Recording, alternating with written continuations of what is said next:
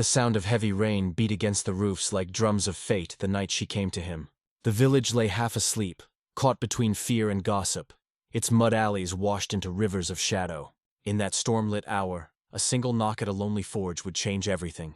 It was Aminata, the widow with eyes that had forgotten how to hope, her dress torn, blood staining her sleeve. Half running, half falling, she reached the only door she dared to trust, one belonging to Makula, the strange blacksmith whom no one in the village truly understood. They called him Curse sometimes, and Odd almost always. He ate alone, worked until the moon went pale, and spoke more to fire than to people. But Aminata, trembling under the downpour, knew that behind that door lived a man who kept to himself because he had no one. She didn't know that even as he melted and shaped metal with fierce ease, something in him always stayed cold and untested. The lonely man who dared wrestle with flame had never once touched a woman's hand. When he opened the door and saw her, broken and bleeding, the breath caught in his chest. The hammer he carried each day might be heavy, yet her closeness weighed even more. Still, without a word, he stepped aside and welcomed her in. The heat of the forge wrapped her like a living thing. In that single act, Makula didn't just offer shelter. He began a story neither of them expected, a spark that would burn through silence, pride, and the cruelty of the village itself. The night faded slowly into gray dawn, dragging with it a smell of smoke, bruised rain, and iron. The small forge, usually echoing with steady blows, was quiet now. Light slipped shyly through the narrow window, touching the blacksmith's workbench where strange mixtures stood beside piles of coal. The sharp smell of burned metal mixed with the new, startling scent of herbs. Makula had tried, with awkward care, to boil and grind healing leaves into a paste he'd only ever seen others make. His hands, used to hammering iron into obedience, now trembled as they met the softness of flesh. He pressed a damp cloth to Aminata's forearm. The rag shook, his rough knuckles brushed her skin, and his face reddened as if from the forge. It startled her, the strength in his body, the gentleness in his movements. Rough skin, but a careful heart. Aminata studied him, unsure whether to trust or flinch. She remembered how the villagers laughed behind his back. A man of iron but a heart of dust, they'd say. Others whispered he was too strange to marry, too buried in his work to love anyone. Yet here he was, pouring quiet kindness into every small gesture. The forge crackled as if listening. No sound filled the space except the faint throb of fire. Finally, Aminata's voice broke that stillness. "Why?" she asked softly. "Why would you help me?" "You know what they'll say tomorrow." Makula tied off the bandage before answering. "Because no one," he said slowly, "should bleed alone." The meaning hung between them, heavier than the air itself. And for the first time in years, something pure warmed that dusty room. When night came again and the rain returned only as memory, Aminata lay half dozing, while Makula sat in the corner, keeping watch. Firelight brushed his face. Between one breath and the next, words slipped out of him, words he'd never told another soul. "I've never touched a woman," he confessed quietly. The sentence hung in the air like a hammer suspended mid-strike. Aminata blinked, hearing not pride or apology, but honesty. This was a man who forged iron, but had never known the simple trust of another's touch. She didn't laugh. She didn't pity him. She only looked at him, really looked. And what he found in her eyes wasn't scorn, but respect. For a heartbeat, the forge seemed brighter. Two wounded spirits, both mocked by the same small world, recognized something rare. She who had known humiliation and rejection. He who had known loneliness and restraint. In that silent exchange, truth touched purity. Pain met honesty. The flame shivered, reflecting in their eyes as though it too wished to witness their understanding. Iron, Makula thought, only becomes strong after it burns. Perhaps hearts were no different. Later, Aminata drifted to sleep on a wooden bench while Makula stayed seated in the dim glow. For the first time he didn't feel burdened by what others might whisper. In her presence the truth was enough, and in a village of masks and lies, truth was its own kind of bravery. But dawn never lets peace linger for long. As the sun began to stretch its arms across the fields, the villagers stirred.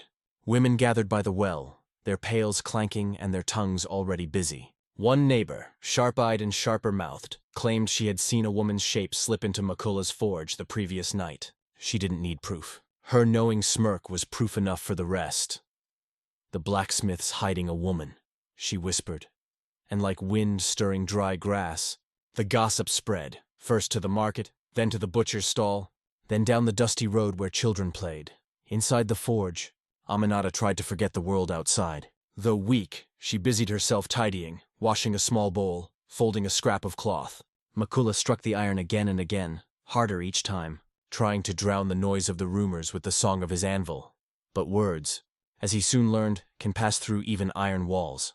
A group of boys laughed outside, repeating what they'd overheard. The blacksmith's woman. Their giggles floated through the door like slivers of glass, sharp and cutting. Aminata froze. Shame colored her cheeks. She retreated to the bench and hid her face. Makula stopped hammering. The sound of his forge fell quiet. Walking toward her, his fists clenched, he tried to speak but found no words strong enough. Inside him, anger rose. Not toward Aminata, but toward the same cruel mouths that had mocked him for years, and now dared to soil her name. "They'll never stop," Aminata whispered through tears. "They said I betrayed my husband once. Now they call me a hidden lover. I'll always be someone's disgrace." Makula's jaw tightened. He wanted to storm into the square, to throw truth into their faces, but courage before fire is easy. Before people, it trembles. So he stayed by her side, silent. She hid her tears. He swallowed the fury that burned hotter than the forge. Outside, children's laughter turned to cruel songs. "The blacksmith's woman," they shouted again, not knowing those words sliced deeper than any knife. That morning Aminata learned a bitter rule, that cruelty needs no proof. And Makula understood at last that protecting someone means more than giving shelter. It means standing against the storms created by small minds. Yet still he could not raise his voice against them. The hammer rang again, slower this time. Every strike on the glowing metal echoed with humiliation, with shame, with the ache of being misunderstood. What once was a haven now felt like a prison. 4 walls keeping pain instead of keeping danger out. But neither of them surrendered. Aminata kept steadying her breath. Makula kept working through the ache. Somewhere inside their silence, strength began to grow. 2 fragile hearts, both scarred, were learning that some battles are fought simply by refusing to break. By evening, the sky turned copper, and the forge's fire cast trembling shadows on the blackened walls. Aminata sat near the glow, eyes distant, watching the flames twist and rise. Memories she had long tried to bury clawed their way back. Her late husband, the fever that took him, the empty house, and the greedy eyes of Sue, her husband's brother, circling closer each year like a vulture that wouldn't rest. She remembered how his words poisoned the air, the lies he told, the rumors he spread, until even her friends turned their backs. It had pushed her into silence, then into loneliness, until the night she fled and found the forge door that did not close against her. Now, the warmth of Makula's fire painted her face, and though her body bore scars and her soul carried deeper ones, she felt, if only faintly, that perhaps wounded souls could still be forged into something stronger. And it all begins with the secret kept within those iron walls where the purity of a man met the wounds of the world. That's how in just a few months, Aminata went from being a respected widow to a pariah in the community. But that wasn't enough for Siku. His envy wouldn't be satisfied with just seeing her humiliated. One night, drunk and furious, he stormed into his sister-in-law's house, shouting that he had the right to take everything that was his. Aminata tried to resist, but the shouting drew neighbors. And Siku, ever the opportunist, used their presence to accuse her publicly of infidelity. He claimed his late brother had died of heartbreak over her betrayals, that she was nothing but a disgrace. The crowd, as it so often does, chose to believe malice over truth. Some even laughed. Wounded in both body and spirit, Aminata realized she no longer had a home. No door would open for her. No ear would listen to her side of the story. In that moment, she understood a woman alone is worth very little when faced with a word of a man respected for his strength and wealth. And so, in an act of both despair and courage, she fled into the night, running through the dark alleys with nothing but her wounded body and the hope to survive. Her bare feet pounded the dirt like drums of escape, and fatelled her to the forge of Mala. When she told the blacksmith her story, Aminata's tears weren't of self-pity, but of an old pain, long buried until it had turned to stone inside her chest. Makula listened in silence, his eyes fixed on the embers. As if drawing strength from them, he knew the village, quick to judge, slow to listen, and he knew that facing Siku would be like confronting a raging bull with bare hands. "He won't stop," Aminata said, her voice cracked. "Seek won't rest until he sees me broken or takes whatever's left of my name." Makala stayed still for a few moments, feeling the weight of her words. In all his life, he had never gotten into fights, never raised his voice in public. He was a man of hammer and fire, not of arguments and threats. Still, as he looked at Aminata, he realized that her ghost was no longer just hers. The injustice that hunted her had now crossed the threshold of his door and taken root in his life. Aminata's past was no longer a memory. Seku was already prowling the streets, asking where his sister-in-law had gone. Her name was once again being spat in village corners, and fear began to shadow every step. McCullough knew her secret could no longer stay hidden. The village already smelled the story in there, and sooner or later, the ghost of the past would stand before them, demanding blood or dignity. That night, before lying down to rest, Aminata whispered a quiet prayer. She didn't ask for riches. She didn't ask for revenge. She asked only that God return to her the peace Seku had stolen. The blacksmith listened without interrupting, and kept that prayer inside. The ghost of the past was lurking, but within the forge, something new had taken shape. Assalant promised that this time she wouldn't face it alone. The nights in the village were cold, not from the mountain wind, but from the loneliness that seeped into the homes. And in that forge, where fire and iron had always been Makula's only companions, the silence felt heavier than ever. Since Aminata's arrival, the days had changed, but not enough to erase the shadow that still clung to her. On one of those nights, when the forge fire was almost out, and the village lay deep in sleep, Aminata couldn't hold back her tears. She sat on a wooden bench, hands covering her face, and sobbed quietly, as if not wanting to bother anyone. But each tear carried not just the weight of recent pain, but also years of humiliation, sideways glances, and false accusations that had followed her since her husband's death. Crying was her only way to ease the burden life had placed on her shoulders. Mak, preparing the fire for the next morning, heard her and stopped. The hammer in his hand was gently set aside. He didn't know how to comfort someone. He'd never learned the right words, never had any practice in delicate conversations. His life had been made of silence, iron, and labor. But when he saw Aminata hunched over with grief, something inside him stirred. He approached slowly, his heavy footsteps dull against the dirt floor. He said nothing, just sat beside her, and without asking permission, reached out gently. He placed his hand over hers. Those hands, the same that had shaped the hardest iron, now trembled at the touch of a grieving widow. Aminata felt the touch and for a moment thought of pulling away. But she didn't. There was something different in that gesture. It wasn't possession. It wasn't desire. It wasn't demand. It was silence. And in that silence, she found unexpected relief. The simple fact that someone was there holding her hand without asking for anything in return was more powerful than any word could have been. Her eyes filled with tears again. But now, not just from sorrow, there was surprise and a gentle warmth that cut through her pain. She looked up at McCullough and for the first time saw how much solitude he carried inside. They were different in stories, but equal in abandonment. After that night, McCullough's behavior began to shift. Not with grand gestures, but with small details. He had never been a man to worry about meals beyond necessity. But he started preparing a simple soup, so Amata would have something warm in the evening. Even on days when work left him exhausted, he'd still set aside a portion of bread so she wouldn't go hungry. Small actions, but they revealed a tenderness buried deep beneath the toast shell life had given him. A long used to judgmental stays and cruel words now found herself before someone who said nothing but did everything. There were no declarations, no promises, only gestures. And those gestures began to feel like shelter. One morning, as Amata tried to help organize the tools in the forge, McCullough moved to stop her. "You don't need to. You're still healing." His voice was gruff, but his eyes betrayed a genuine concern. She smiled faintly, not replying. And in that smile, McCullough saw something he had never known. True gratitude. Little by little, the forge stopped being just a place of work, started becoming a kind of improvised home. The warmth inside wasn't just from burning coals. It came from two hearts, slowly recognizing one another. There were no confessions of love, no talk of the future, but there was in Aminata's eyes the rarest of feelings, cold and respect. In the village, the whispers hadn't stopped. The neighbors still spread rumors. The children still mocked. But inside the forge, there was a kind of invisible protection. That gesture when Mala held Aminata's hand in silence had sealed a quiet pact between them. They didn't need words because in that touch was everything. The shared pain, the courage beginning to grow, and the silent promise that neither of them would ever again face the weight of the world alone.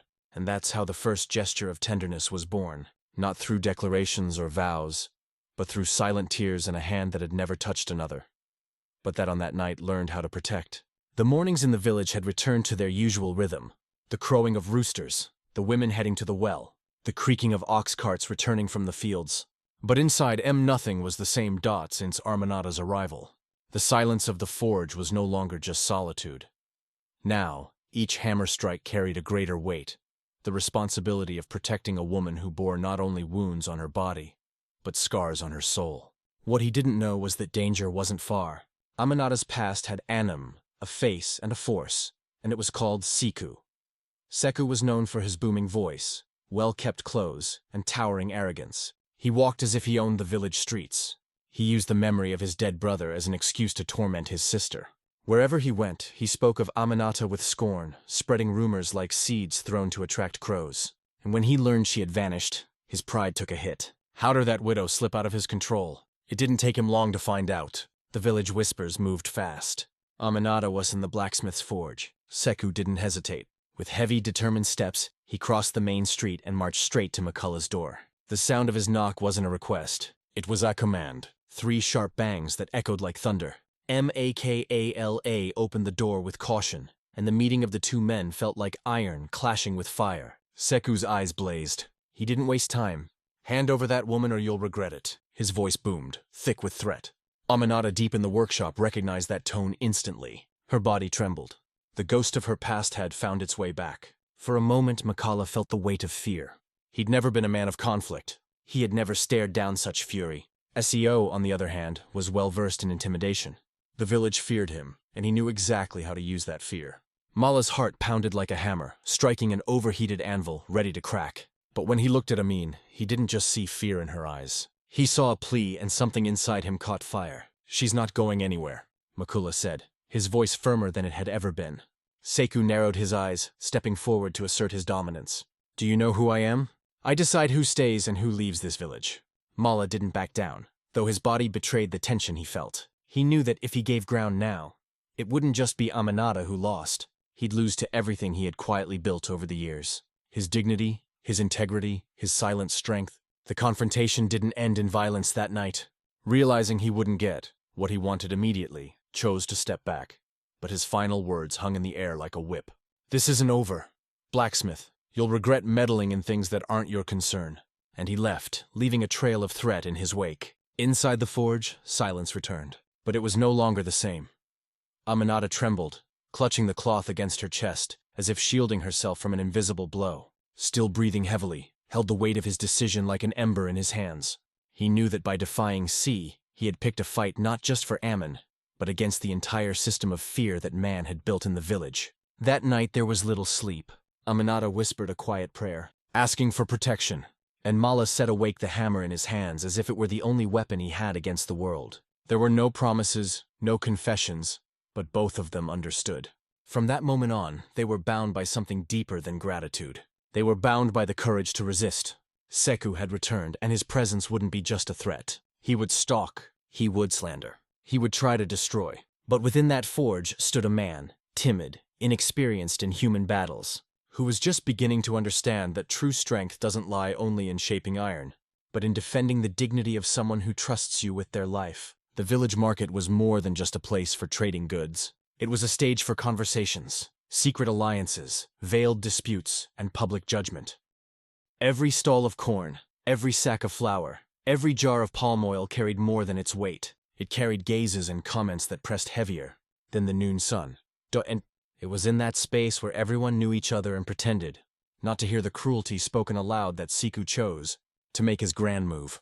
It was market day. The women had arrived early bringing fresh produce, and the men gathered in the square discussing harvests and deals.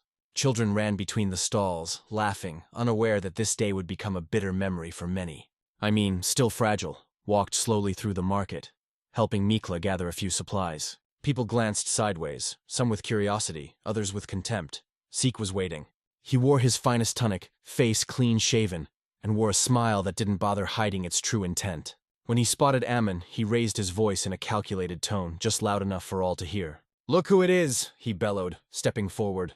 The dishonored one dares show her face again. A woman who disrespected her husband, who shamed her family, now hides behind a mute, cowardly blacksmith. The market fell silent. The clinking of coins, the rustling of sacks, everything stopped. All eyes turned to Aminata, who, heart-pounding, lowered her gaze. Seku's words cut sharper than any butcher's blade. Her face burned with shame, as if she were guilty of a crime she had never committed. Her body wanted to flee, but her legs remained frozen. McCullough stood beside her. The blacksmith, who had always kept his head down to avoid mockery, now stood at a burning crossroads. Stay silent, or confront the voice trying to destroy the woman he had taken in. For a few seconds the silence choked him. People watched, waiting for the outcome, some already smirking, others eager to see if the blacksmith would prove men enough to respond. Then something broke inside. Marala. The anger he'd swallowed, the injustice unfolding before his eyes, and the pain reflected on Aminata's face all turned into courage. For the first time, his voice echoed through the square. It wasn't a shout, but it rang with clarity and strength. "Enough, sick," he said, the sound surprising even himself. "Don't spread lies before these people. This woman is not dishonored. That dishonor belongs to the one who feeds on pain, to cast a longer shadow." The crowd fell into absolute silence. Mala had never spoken to anyone in public, much less with such conviction. Seku for a moment lost control of the scene, but he quickly returned to his sneer, trying to reassert dominance. "You blacksmith, you think you have a voice to stand up to me? Who are you compared to me?" Makala took a breath and stepped forward, placing himself firmly between Siku and Aminata. "I'm the one who's never lied to earn respect." He said, "I don't need wealth or titles to be a man. I only need the truth." The effect was immediate. The people used to seeing Su humiliate without resistance now witnessed something new. A man seen as weak, solitary, silent, standing tall before the village tyrant. Some whispered, others said nothing. But everyone felt the weight of the moment. Aminata, tears in her eyes, looked at the blacksmith as if seeing him for the first time. He wasn't just the man who shaped iron. He now shaped courage in front of them all. See, realizing he couldn't humiliate her as planned, left with threats hanging in the air, promising revenge. But the damage wasn't done to Amina too. It was done to him. Because that day the village saw that his voice wasn't the only one anymore. And McCullough, who had never dared raise his eyes in public, discovered that dignity isn't measured by wealth, but by the courage to defend someone when everyone else turns away. In that moment, something changed forever. The village market, long a place where only the cruelty of the powerful echoed, became the stage for a new truth. Even the quietest man can become a voice when injustice tries to crush someone who can no longer carry the weight alone. The market had ended, but the weight of that day still pressed on Aminata's chest. Seek's cruel words echoed in her mind like poisoned arrows, still hurting even after being pulled out. Yet alongside the wound, something new had taken root, something she hadn't felt in a long time. The memory of Mala's voice, firm, defending her dignity before the entire village. When they returned to the forge, the silence between them was no longer the same as before. It used to be the silence of fear, of distrust, the hush between two souls who didn't know how to reach for one another. Now it held a different weight, a silence full of respect, as if every unsaid word meant more than a whole speech. Aminata looked down, shy, but inside she felt that the burden of shame had been shared. For the first time since her husband's death, she didn't face the villagers' square of disgrace alone. That night, as Makula rekindled the fire to warm the small home, Aminata approached, her eyes glassy with tears. She didn't know where to begin, but she needed to say something. "Thank you," she whispered, her voice tight. The blacksmith, who rarely said more than necessary, looked at her for a moment. He wasn't used to gratitude, nor to displays of affection. Still, he replied with quiet sincerity. It wasn't courage, it was truth, and truth shouldn't stay silent. Aminata was moved. Her tears fell. But this time, not from shame. There were tears of relief. A man had stood up for her. Not out of desire, not out of obligation, but out of justice. And that touched something deep inside her. Nalas in turn felt restless. He had always believed his life was meant to be solitary, his forge, his only home until old age. He'd never dreamed of having a family, never imagined loving anyone. But when he looked at Aminata, so fragile and yet so strong, he realized something inside him was changing. His chest, long used only to the weight of iron and the heat of fire, had begun to burn in another way. One night, as the village slept and only crickets broke the silence, Makala spoke without planning, without thinking. I never thought someone could change my life like this." She looked at him surprised. It wasn't a declaration. There were no promises, just the quiet confession of someone who never imagined. They'd opened their heart. Aminata smiled through tears. She didn't know if she could believe in love again. She didn't know if she had the strength to dream once more. But in that moment, she felt she was in front of something pure. Something unlike anything she had ever known. Her heart, so many times crushed by scorn, began to beat differently. A timid love was blooming, not born of passion, but of respect and shared understanding. The days that followed brought small changes. Without realizing, began watching Ami nodded differently. When she walked to the well, his eyes followed a mix of care and quiet awe. When she returned tired, he offered her a seat to rest. There were no words, just gestures. Dot and Amanita, who had always been judged by appearances and slandered by village tongues, found in those gestures something no man had ever given her consideration. On a rainy afternoon with water pounding the forge roof, Amanita approached the anvil and watched McCullough work. He hammered with strength, yet his movements were gentle, as if each blow was also a way of sorting his thoughts. She stepped closer and asked softly, "Have you ever thought about love, McCullough?" He paused, wiped the sweat from his brow, and looked at her with a sincerity almost childlike. "No, never. I thought it wasn't meant for me, but now I think about it every day." Amanita's heart raced. It wasn't a grand declaration, but it was enough to warm a soul that had long known only the coldness of rejection. She smiled, and for the first time in years, she felt hope. The awakening of their hearts didn't come with promises or kisses. It came through respect, through shared tears, through hands that reached out at the right moment to broken lives had begun to mend. Quietly. And while the village continued to whisper, they were learning something vital. True love doesn't need witnesses. It only needs to bloom where once there was only pain. The silence after the market brought some relief to Amy. Yet the shadow of Siku hadn't vanished.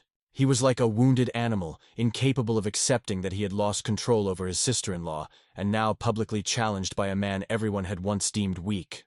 His pride, greater than his reason, began to turn to poison. And like all poisons, it wouldn't take long to spread. McCullough kept to his routine in the forge, working harder than ever. Each strike of the hammer was a reminder of his decision not to back down, not to hand over not to bow.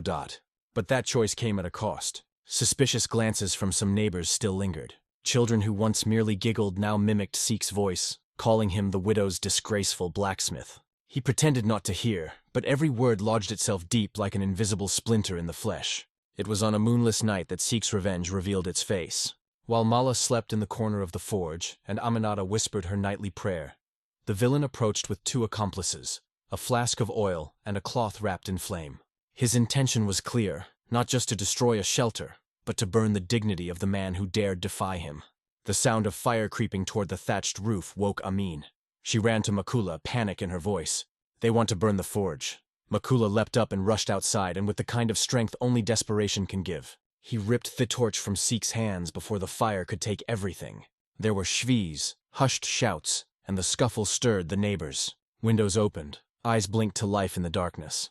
Eseko, seeing the situation slipping from his control, retreated with his men, but not before spitting another threat into the night. "You may have put out tonight's fire, Blacksmith, but you won't put out my will to see you both brought down." And he disappeared into the shadows, leaving behind the stench of oil and hatred.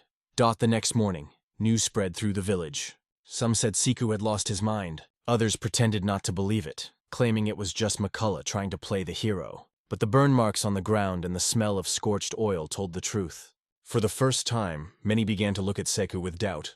The man who sold himself as a guardian of honor had finally begun to show his true face. Despite the sleepless night, didn't respond with rage. He returned to his work as if nothing had happened, tending the fire, shaping the iron, carrying out his routine with quiet resolve. There was no arrogance in his movements, only steadiness. And that's what began to win the respect of some villagers. They saw that even in the face of injustice, McCullough hadn't become a vengeful man. His silence now spoke louder than any threat, for each day beside him was proof that goodness still existed in the world. She knew she could have lost everything that night, but she also knew Mala would never abandon her. The cost of dignity was high, bearing false accusations, facing Seek's fury, risking even his life. But it was a price he was willing to pay. Some whispered quietly that the village was beginning to see the blacksmith differently. The man once mocked now stood as the one who faced injustice without lifting a fist, who protected a wounded woman without expecting anything in return.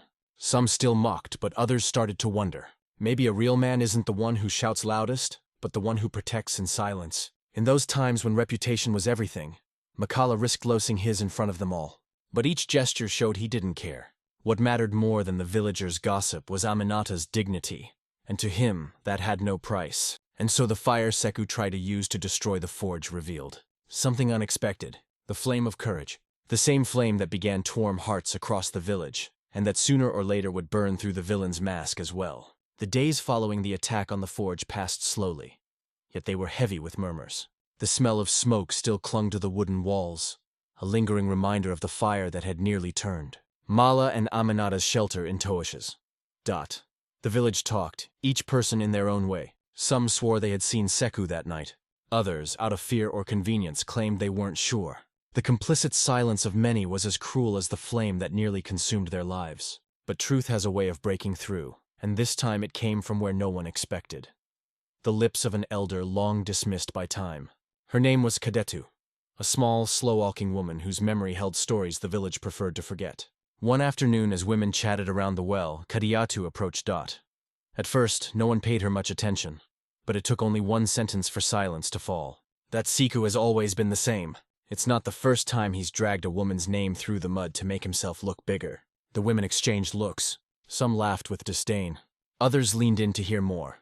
Kadia too went on, her voice steady. When I was a girl, I saw it with my own eyes. He wasn't even a man yet, but already full of malice. He targeted a widow who had just arrived in the village, spread lies about her, and the poor woman had to flee in the middle of the night with her children. Many pretended not to see, but I did. Asterisk, her confession dropped like a stone into a still river. Therapal spread quickly, echoing through the streets. At every corner, at every market stall, people repeated, "Old Kadia said Seku's always been this way." Memories began fitting together like the pieces of a forgotten puzzle. Other villagers, once silent, began to recall odd events. Stories of women who vanished from the village after being accused without proof. Slowly, Seku's image as a man of respect began to crack. McCullough heard the stories in silence, but in his heart a quiet certainty grew. The truth could no longer be buried. When Aminata heard the Ehlers' words, she cried. Not because the pain was gone, but because for the first time someone remembered the truth. Someone confirmed what she had always known. She was not the disgraced one Siku was, and slowly, even those who once mocked her began to look at Siku differently. It was no longer a woman's word against a man's. Now there were old memories, testimonies long buried in fear, finally rising to the surface. His arrogance no longer seemed untouchable. Of course, refused to accept the shift. He walked the streets with even more swagger, trying to stifle the rumors. Old stories mean nothing, he shouted. But each day, the respect he once commanded crumbled a little more. Men who once stood confidently by his side now avoided his gaze. Women who used to lower their heads as he passed now whispered to each other. And in this new atmosphere of reckoning, Aminata began to lift her head again. She walked the village paths with firmer steps. Not because everyone believed her, but because she was finally not alone. There were voices now that echoed her pain. There were memories that proved her innocence, and that gave her something. Seku never wanted her to reclaim dignity.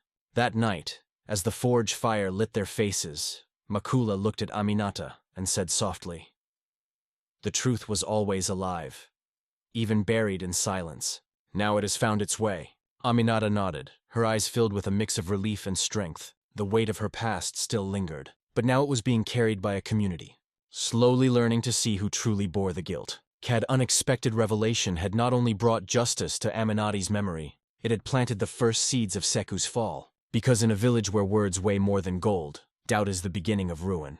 The rumors that once echoed through the village streets no longer carried the same weight. The venomous tongue that had wounded Aminata so many times now stumbled over its own lies. Old Kadatu's revelation had struck like lightning, illuminating the darkness and exposing Sikwa's true face. There was no longer unity in his accusations. Some still feared him. Yes, but many now saw clearly. His so-called honor had been nothing but a mask. Makala, quiet as always, carried on. He worked the iron, kept the forge burning, helped Aminata with daily tasks, not seeking applause or recognition. But deep down, he knew a final confrontation was approaching. And when the moment came, there were no weapons. No shouts, only resolve. It happened on another market morning. Sikh, irritated by the growing doubt around him, marched into the center of the square, intent on regaining the respect he had lost. Raising his voice with theatrical contempt, he declared, "This woman is not worthy of this village, and the one who protects her is just a coward hiding behind hammers and flames. Today, in front of everyone, I ask, will you allow a disgraced woman to walk among us?" Silence fell over the market. All eyes turned to Army. Her heart raced. For a moment, she almost looked away. But then McCullough stepped forward. He didn't shout. He didn't insult. He simply stood beside her and took her hand.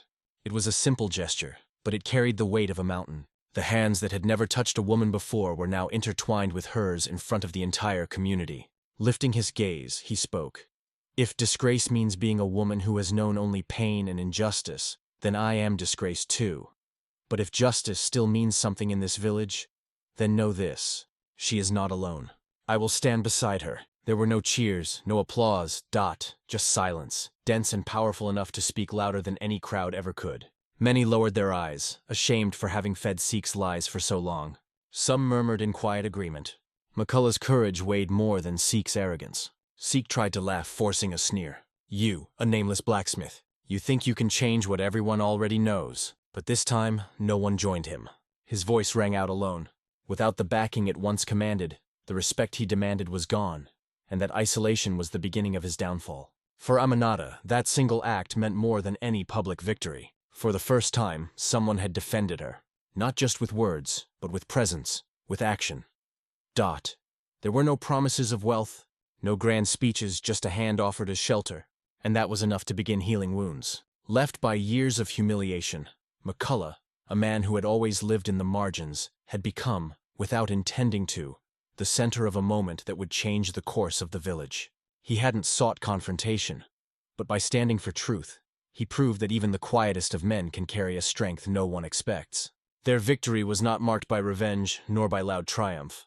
It was a quiet victory born of dignity, quiet courage, an unwavering faith. A village that had so often chosen cruelty now stood face to face with a simple justice born from honest gestures. Sekou was not jailed. He was not expelled. His punishment came in the harshest form. He lost his reputation. He lost the respect of others. He lost the shadow of power he once wielded. Now in the village, he was just a man without word, a name that no longer held weight, and to him, that was the greatest defeat of all. Meanwhile, McCullough and Aminata went on with their lives in the forge. Fire that once existed only to shape iron now lit. A new kind of home. The man who had never touched a woman discovered that in his hands there was not only strength to mold metal, but tenderness enough to protect a heart. And in the mouths of the people a saying began to spread. Who would have thought? The blacksmith taught us all the weight of a hand that never struck, but always protected. And so, in silence, justice was done, and the village was never the same again. Life in the village went on. The days blurred together amid the clanging of hammers, the crowing of roosters, and the bustle of the market. But something had shifted profoundly. Sekou's name, once heavy with influence, had lost all value. His arrogance, once so present, had turned into shadow. The man who used to walk the streets with a raised voice, demanding respect, now wandered alone. There were no more lowered eyes when he passed, no false smiles to please him. He had lost the most precious thing a man could have in that community, his reputation. Meanwhile, Aminata reclaimed her dignity before everyone's eyes.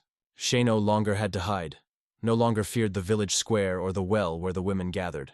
The same village that once judged her now looked at her with respect, some even with remorse. One morning, a neighbor who had once repeated Sekou's lies approached and said in a low voice, "Forgive us. We never saw the truth." Aminata smiled without bitterness. She knew that forgiveness doesn't erase the past, but it opened space for the soul to breathe again. McCullough, in turn, was no longer the invisible man who lived only for iron. The blacksmith, who had never touched a woman, was now remembered as the one who defended a widow, not with weapons but with quiet courage. He never sought recognition, but people began to see him differently. Children who once mocked him now went silent when he passed. Men who once saw him as weak now greeted him with respect. His victory hadn't come from noise or battle, but from the silence of dignity.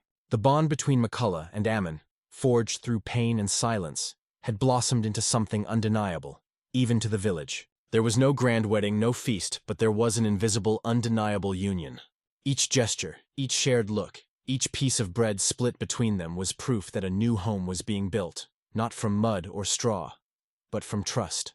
On a calm afternoon, as the sun cast a golden glow over the village and the wind carried the scent of the fields, Aminata walked beside McCullough through the square. There were no more whispers, only respectful eyes, and when he, in front of everyone, reached for her hand, a solemn silence swept over the village. It wasn't a gesture of possession.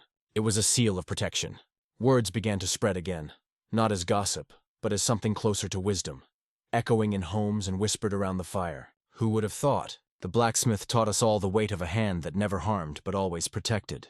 The phrase became more than a comment. It became a lesson.